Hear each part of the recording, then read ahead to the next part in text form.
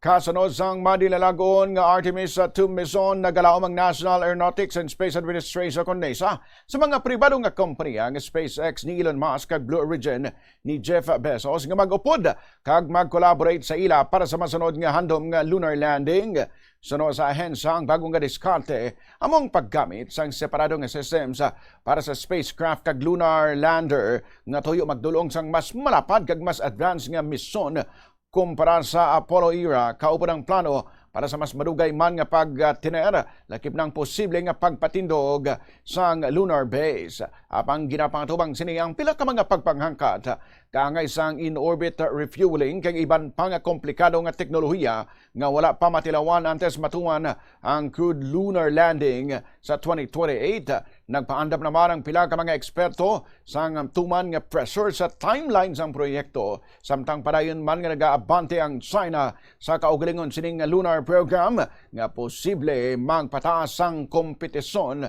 sa pag-abot sa pagpadulong sa bulan.